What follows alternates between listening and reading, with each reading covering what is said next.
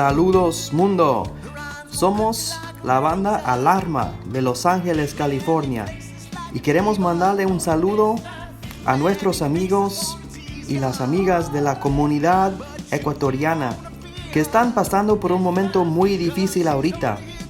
Solo les queremos decir que estamos con ustedes. Apoyen a su radio pacífica KPFK, porque los fondos recaudados serán para apoyar a nuestra gente en Guayaquil, que están sufriendo esta situación del coronavirus y las injusticias del sistema del capitalismo global. Recuerden, hoy por Guayaquil, mañana por ti. Gracias. Agents gone of many nations through this place of oscillation. It's Our Lady Curandera. ¿Dónde estás? She just wants to cultivate us. Help us rise and represent us. ¿Dónde estás? In this world that's been forsaken.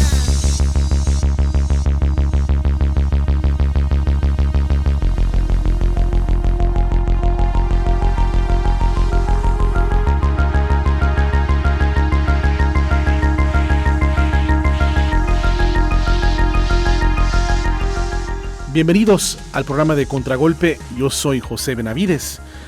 Antes que nada, quiero agradecerle a todas las personas que se están agregando a YouTube, a mi canal de YouTube. Gracias a todas las personas que me siguen por ahí y me mandan mensajes. Y también, por supuesto, los que me escuchan aquí a través de Radio Pacífica, KPFK 90.7 FM Los Ángeles. Y es un honor para mí presentarles mi siguiente entrevista.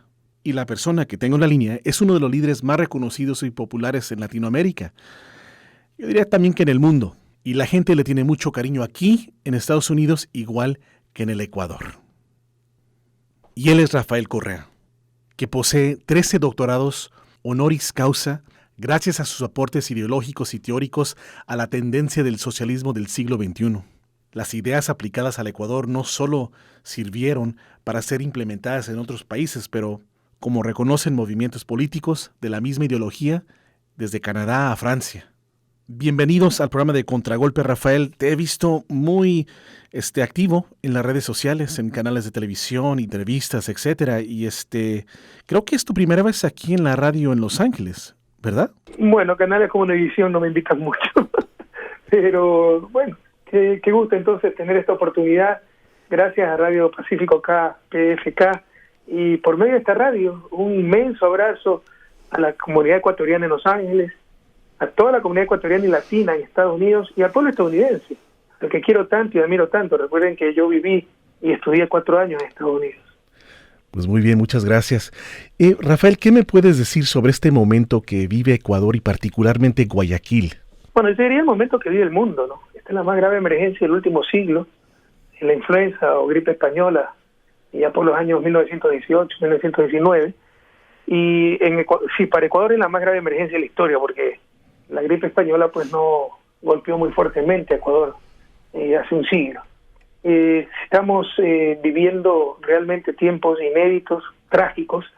El virus no es culpa del gobierno, sí la tragedia, la catástrofe que enfrentamos, porque no se prepararon en absoluto, no reaccionaron, no reaccionan.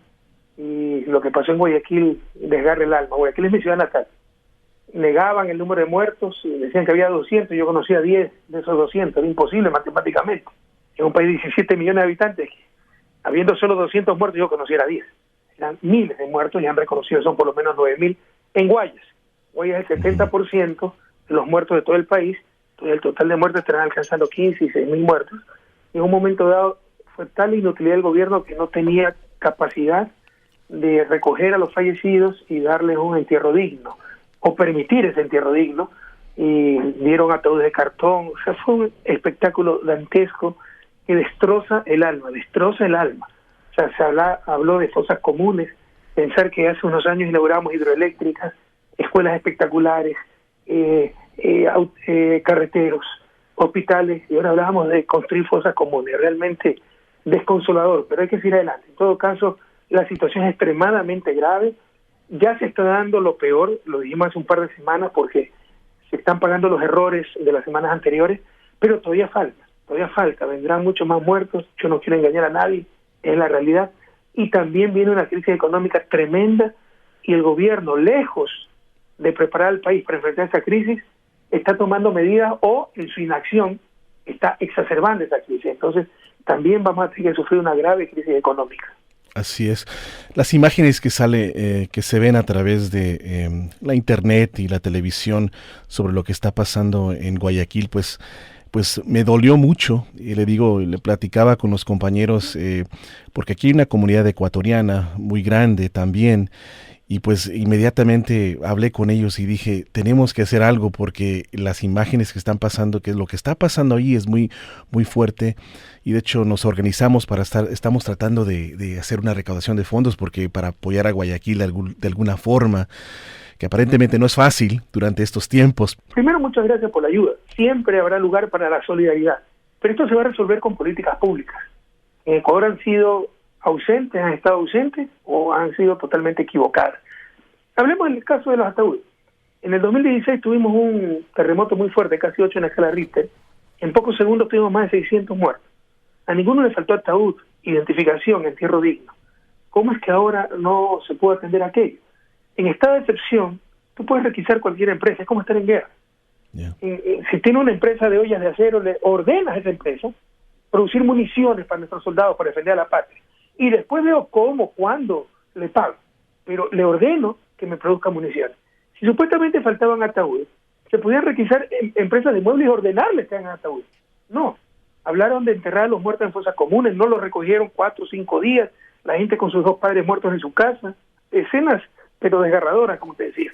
Y por último, los patricios guayaquileños donaron cajas de cartón para que los pobres, porque los ricos siempre van a tener ataúdes, pero decentes, para que los pobres entierren a sus muertos en cajas de cartón. Te puedo decir, ese es un ejemplo gráfico, tal vez no el más grave, pero muy gráfico de la incapacidad del gobierno. ¿Qué es lo que ha pasado? Primero, es un cúmulo de factores. 3 años de desgobierno por hacerme daño a mí. Todos los demás partidos políticos, como los vencimos siempre, primera vez en la vida que pierden el poder y después estuvo una grande mayoría, se unieron contra mí en complicidad con los medios de comunicación y con el gobierno que nos traicionó porque nosotros ganamos las elecciones, y le solaparon todo el gobierno. Ineptitud, corrupción, desinstitucionalización, con tal de perseguir a Correa, destruir a Correa. No les importó destruir la patria. Entonces esta emergencia, que como te decía, es la más grave de la historia del país, al menos en mi opinión, nos tomó con 3 factores negativos terribles. Uh-huh. Total ausencia de gobierno. El gobierno en la protesta de octubre está muerto clínicamente. No hay liderazgo. Al liderazgo le llamaron autoritarismo.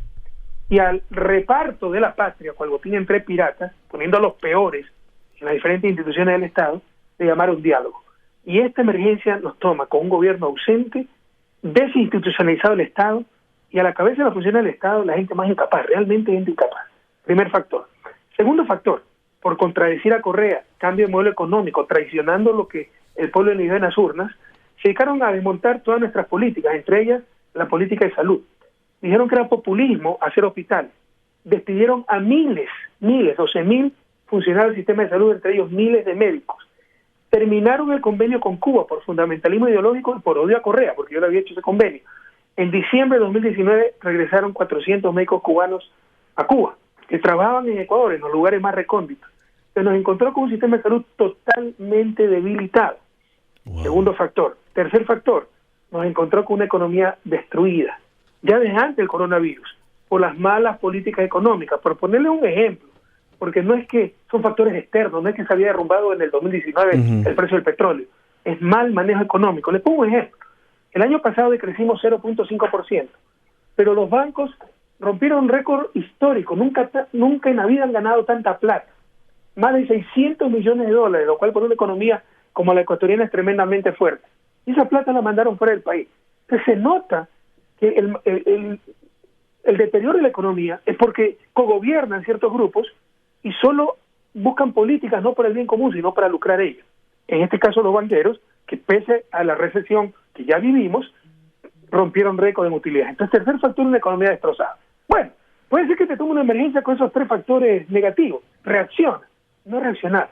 Desde enero ya se sabía que los protocolos para enfrentar el coronavirus no hicieron nada. Finales de febrero ya se detectó la primera enferma de coronavirus no hicieron casi nada. Recién el 16 de marzo declaraba estado de excepción, después de que ya habían contagiados, muertos, sobre todo en Guayaquil, prohibieron reuniones públicas, retrocedieron, permitieron un partido de Copa Libertadores con 50.000 personas y ahí están las consecuencias. Sabíamos que se venía esa pandemia, no equiparon los hospitales, no hicieron nada. Entonces ahora se tratan de hacer aislamiento. No hicieron apoyo logístico, alimentación. Por ejemplo, en una ciudad como Guayaquil, probablemente el 60% de la gente es autónoma. El vendedor ambulante, el taxista, el comerciante informal, ¿no? Gente autónoma que se gana el día a día. Tú no le puedes decir que es en la casa un mes, ¿cómo le da de comer a sus hijos? Claro. Tenías que hacer toda una operación logística que se la puede hacer. Lo hicimos en el terremoto del 2016, aunque allá fue solo en la costa el terremoto, en la costa norte sobre todo, y preparar cada cartón de comida. No se lo hizo. Entonces no se pudo respetar el aislamiento, la gente salió y siguen los contagios y la muerte en Guayaquil. Segundo, ¿no? Debió traerse decenas de miles de pruebas.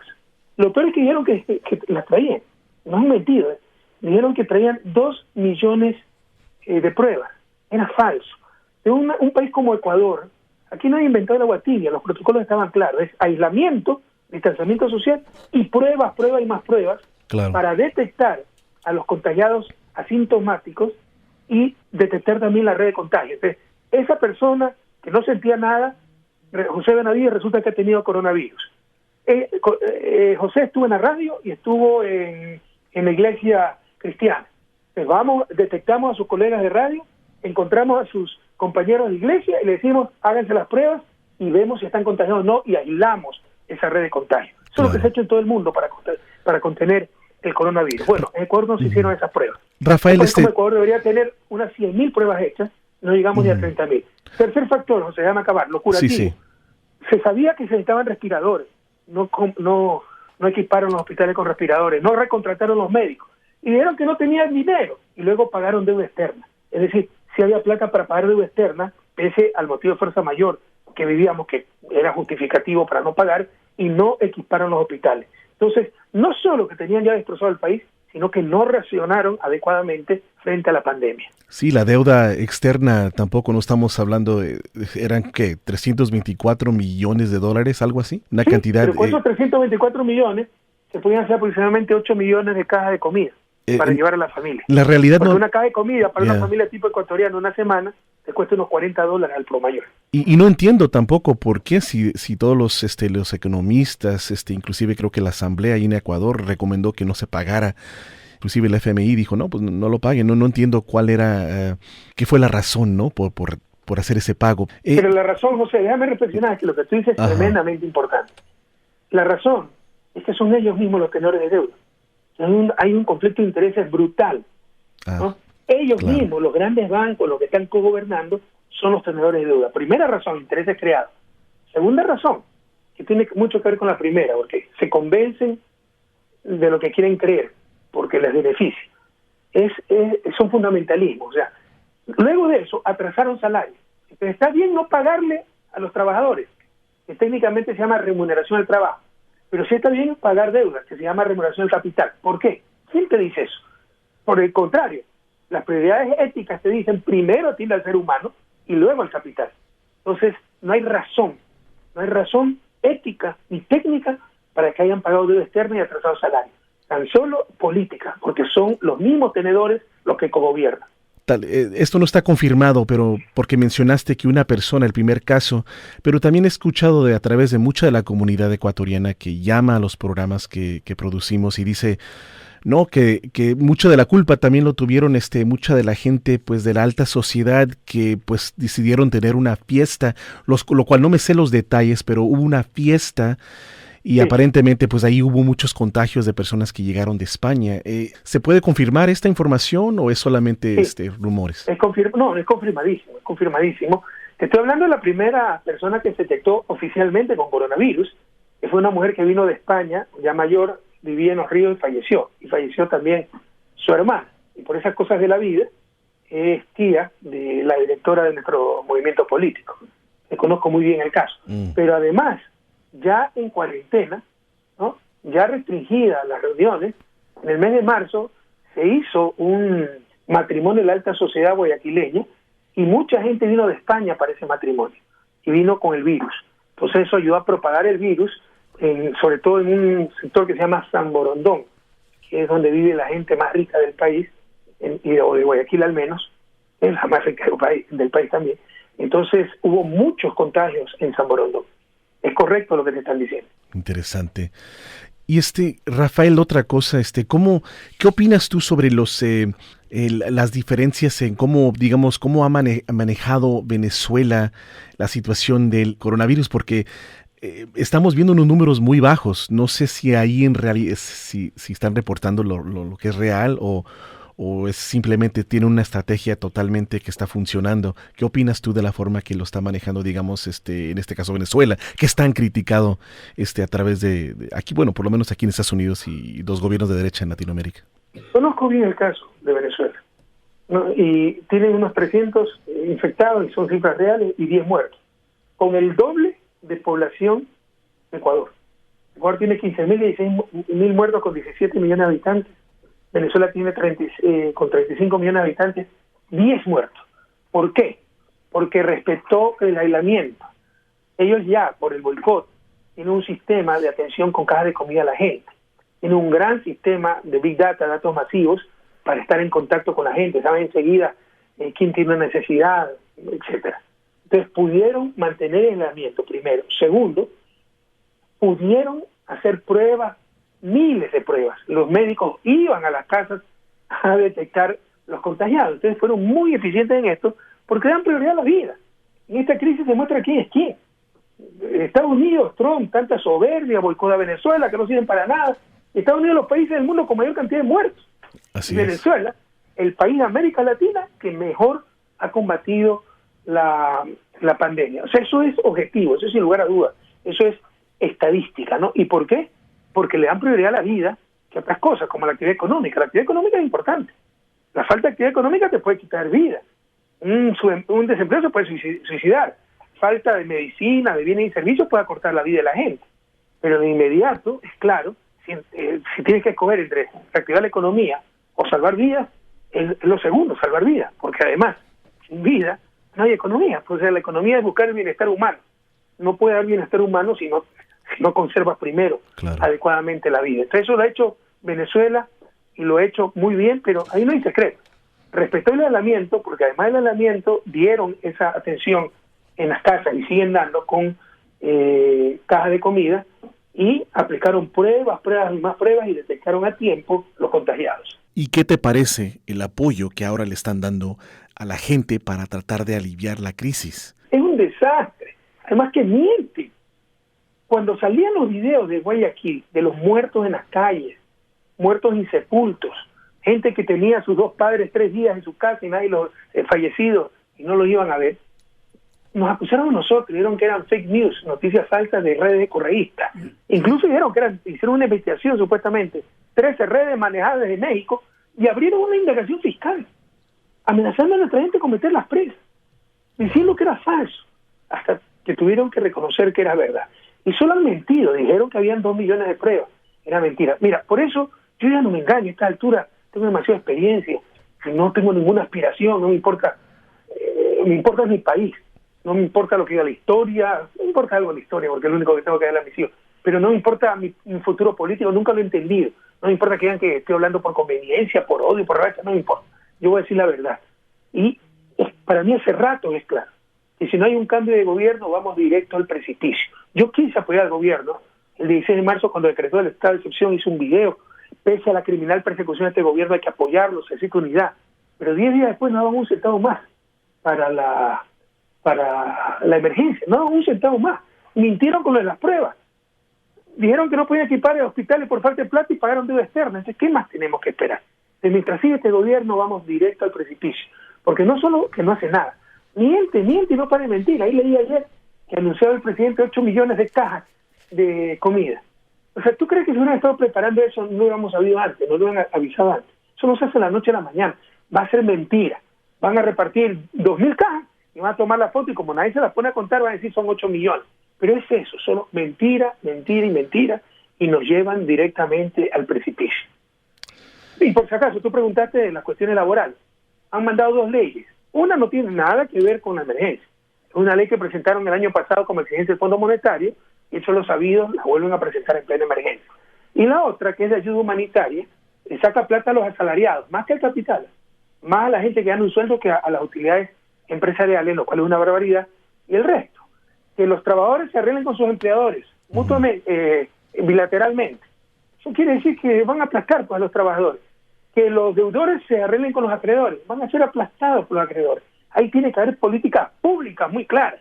Están diciendo que se arreglen bilateralmente esas relaciones, deudor, acreedor y trabajador-empleador. Rafael, recientemente el Tribunal de la Corte Nacional de Justicia ahí en Ecuador pues lo declaró culpable de corrupción. Creo que hasta te sentenciaron 8 años. Platícanos de tu caso. Sentenciado 8 años, 25 años de inhabilitación política y pagar una placa, 14 millones de dólares que hay que pagar, y una placa en Carondelet pidiendo disculpas y que aquí ha habido corrupción. O sea, ya es, perdóname, cantinflesco, ¿no? Esto es parte de la persecución, el lawfare, judicialización de la política, que es la nueva estrategia de estos gobiernos. Así como ahora los estudiantes de Derecho estudian los abusos de la dictadura, el atentado a los derechos humanos, la manipulación de las cortes, verás que en algunos años se va a estudiar este periodo, porque ya no utilizan las dictaduras militares, ya no utilizan torturas, desapariciones, les basta manejar prensa que te asesine la reputación y manejar jueces y fiscales que solo copian lo que dice la prensa para tratar de anular a sus adversarios políticos. Ellos saben que nosotros somos la principal fuerza política y yo soy el político con mayor apoyo pese a 3 años de difamaciones, canalladas, el político con mayor apoyo en el país, y que si yo participo en elecciones los vamos a derrotar. Entonces, por todos los medios tratan de evitar que yo participe. Tengo 31 procesos criminales. Nunca se ha visto eso en la historia del país. Ni el Chapo Guzmán, más Pinochet, más Al Capone juntos tienen tanto juicio, ¿no? En plena emergencia, en pleno estado de excepción, en plena cuarentena, habiendo prohibido las reuniones, 2.000 causas represadas, solo hacen la audiencia para el caso nuestro, que le llaman soborno. ¿Por qué? Porque están desesperados en tener una sentencia definitiva hasta antes de las elecciones del 2021 para inhabilitarle, para que no pueda participar. Y el caso en sí, a nivel de hecho y derecho, una cantinflada. Bueno, dicen que ha habido sobornos que nunca ha habido. A mí me acusan de recibir un soborno de $6,000 de un fondo de solidaridad que lo alimentamos con nuestros propios recursos para hacer obras de solidaridad, la operación urgente del compañero, el pago de la casa de la viuda, etcétera, ¿no? Está más que demostrado que existe ese fondo de solidaridad. Dicen, no existió, y fue plata que recibí soborno, $6,000, te puedes imaginar. Y a nivel de derecho, pues otra cantinflada, ¿no?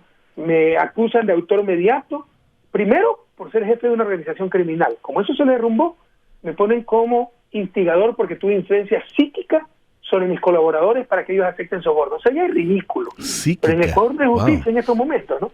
Habrá que esperar si cambia la situación política, porque ahí sí va a cambiar la situación judicial, o a luchar en cortes internacionales. Lastimosamente eso demora años. Es muy obvio que pues quieren de alguna forma asegurar de que su movimiento quede muerto y que no tenga ninguna oportunidad de regresar al poder. Pero hay otras fuerzas detrás de esto. ¿Esto es más grande? ¿Es algo regional? No, sin duda es una estrategia regional. Así como en los 70 fue una estrategia regional. Romper la democracia, porque ya se les iba de las manos. Y para esta gente la democracia es válida siempre y cuando no cambie nada. Si hay el riesgo de que cambie algo, no dudan un segundo en botarla a la basura. Porque no son demócratas. Lo que buscan es mantener el poder y sus intereses. Así no han tenido 200 años en su desarrollo, pero ellos viviendo mejor que Suiza. Entonces es lo mismo que en los 70. Fue una estrategia regional, no es que casualidad que llegó una dictadura en Argentina, otra en Uruguay, no. Fue Argentina, Chile, Uruguay, Paraguay, Ecuador, prácticamente todos los países menos Venezuela y Colombia, ¿no? Entonces eso no se da por casualidad. Esas son estrategias, son denominadores comunes. Es una estrategia que viene de afuera, ¿no? Como el Plan Cóndor también. Y ahora lo mismo, o sea, no es casualidad que a Lula lo persigan, lo metieron preso, le impidieron ser candidato y con eso ganó Bolsonaro, si no hubiera ganado Lula. No solo le robaron la libertad a Lula, sino que le robaron la democracia a Brasil. No es casualidad que a Cristina Fernández le hayan perseguido, gracias a Dios ganaron las elecciones. No es casualidad que a mi vicepresidente lo tengan preso más de 2 años, pese a ser un hombre honrado y que no le hayan descubierto 20 atentados mal habidos. No es casualidad que se haya apoyado un golpe de Estado en Bolivia y hoy tenga orden de prisión Evo Morales, no le han permitido ser candidato y también pues tenga toda una campaña de prestigio. Y como ya te relaté mi caso, entonces eso se llama el lawfare, es una estrategia regional, fue desarrollada a principios de este siglo por oficiales norteamericanos, sobre todo para combatir líderes islamitas, pero vieron que se aplicaba bastante bien contra líderes progresistas, sobre todo porque en Latinoamérica y particularmente en Sudamérica, ellos manejan los medios de comunicación. Y en esta estrategia son clave los medios de comunicación, porque el lawfare tiene dos patas. Medios de comunicación que preparan a la gente, ¿no? Repiten la misma tontería, nunca lo prueban, pero ya en base a la repetición está la demostración. Entonces, los sobornos, $7 millones, ¿dónde están los 7 millones? Entonces nadie pregunta, ya es así. Y luego, cooptar la justicia. Y jueces temerosos, amenazados o corruptos, lo único que hacen es copiar lo que dijeron los medios de comunicación. Entonces, claramente es una estrategia regional. Vi un montón de nada que en realidad no habla de estos temas. José, perdóname interrumpirte, pero si quieres te mando el video de un periodista muy conocido de derecha que nos odia, un patán total, insulta en público. Me dijo muy sueltehuesos hace 2-3 días. Y que conste que no hemos retenido de criticarlo, porque si los criticamos, con un soplo se caen. Y ya sabemos que puede ganar Correa, entonces hay que evitar eso. A él sí lo criticamos, o sea, de frente diciendo que lo que hacen no es informar, sino manipular. Que son cómplices de este gobierno y contra mí sí pues trataron por todos los medios de desestabilizar. Es descarado el asunto, ¿no? Hay que reconocer, ya no lo ocultan, es descarado. Bien, aquí logramos rescatar un poquito de esa entrevista con Carlos Vera. Escuchemos. Carlos Vera reconoce un pacto culposo entre la prensa y el gobierno. Una prensa que por intereses múltiples, desde económicos hasta políticos, no critica a Lenín Moreno a pesar de toda su ineptitud. Este país lo ha tolerado bastante. Nosotros en la prensa también los hemos tolerado bastante. Esta complicidad, dice Vera con descaro, sostiene al gobierno. Un gobierno que por una pequeña crítica de la prensa bien puede caerse definitivamente. Ay, si pudiéramos criticarlos al nivel que criticábamos al tirano anterior. Porque los soplan y se caen. ¿Sí?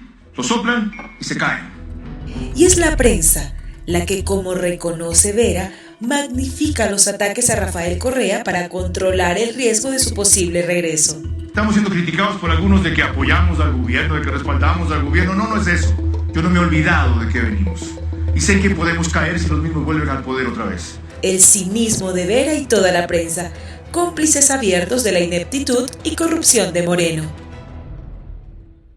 Pues qué bárbaro, es casi lo mismo que está pasando en México, donde ya se han puesto en descubierto todos estos reporteros que pues estaban en la nómina, que estaban recibiendo dinero por parte de intereses muy nefastos ahí en México, que todavía están ahí y no sé cómo, porque nadie los escucha, nadie los apoya, pero me imagino que a través de tantos años de cobrar chayote, lograron tener lo suficiente para mantenerse sin dinero, sin chayote por un buen rato. Y sí, pues Rafael, ¿qué le espera a Ecuador en las próximas elecciones? ¿Cuáles son las estrategias, si hay algunas? ¿Quiénes son las personas que tal vez puedan llegar a la presidencia? La estrategia que tenemos es sobrevivir, pero es que no nos pidan tanto. O sea, hay veces en que solo puedas defenderte de todas las agresiones que estás sufriendo.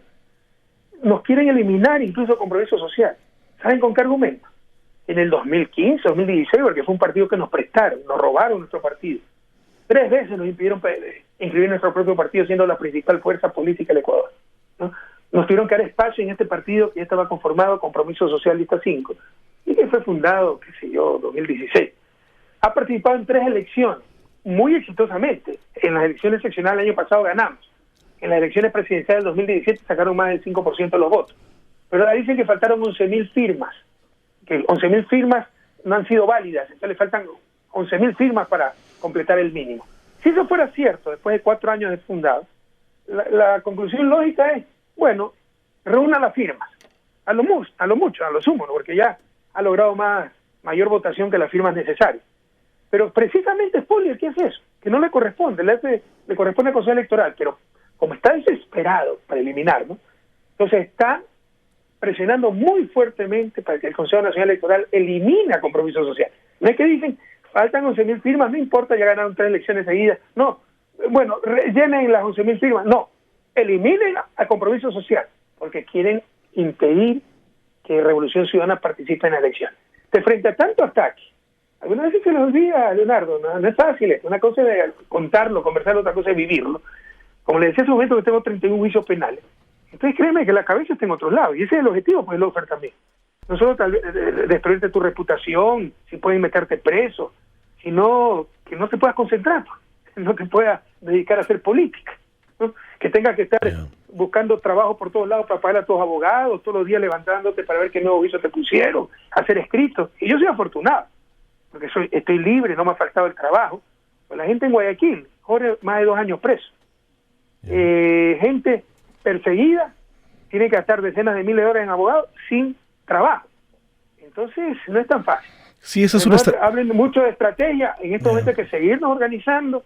Lo de candidato hablaremos después, pero lo principal es sobrevivir, que no nos logren eliminar, que ojalá no me logren inhabilitar a mí para poder participar en elecciones, y luego pues hablamos de candidatos y de la estrategia, que tenemos que construirla juntos.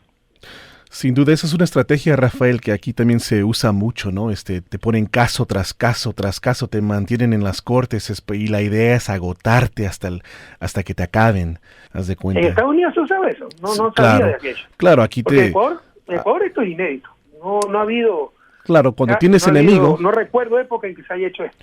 Bueno, cuando tienes enemigos, eso es lo que hacen. Te inventan un montón de casos falsos y te mantienen en la corte y tú tienes que llegar, tú tienes que responder y te la pasas, ya no puedes ni trabajar, te la pasas yendo a las cortes y buscando abogados para que te defiendan y claro, eso te cansa. Obviamente es diferente en el caso en su caso, pero aquí también ocurre y es un poco no lo sabía, común. No lo sabía.